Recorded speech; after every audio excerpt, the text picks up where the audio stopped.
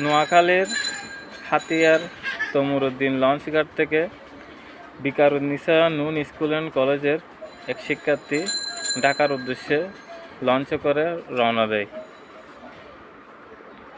লঞ্চে ওঠার পর দুইটা ছেলে সেই মেয়েটিকে ফলো করে এবং মেয়েটি যখন তার রুমে প্রবেশ করে এর কিছুক্ষণ পর তারা বাইরে থেকে রুমের দরজা নক করে।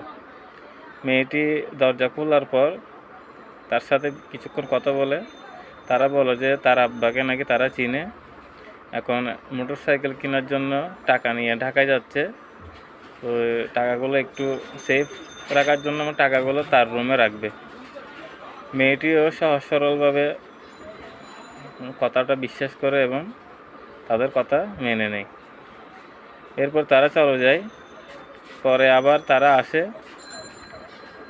আসার পরে দরজা খোলার পর তারা রুমের ভিতরে ঢোকার পর দরজা ভিতর থেকে লক করে দুইজনই তাকে কুপ্রস্তাব দেয়।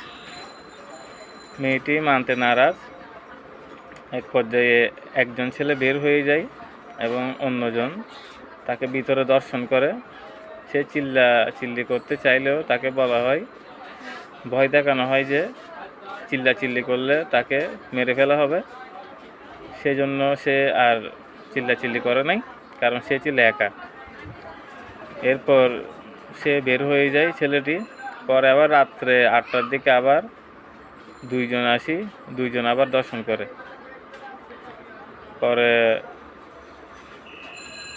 কোতোয়ালি থানায় তার ভাই এই সমস্ত ঘটনা বলে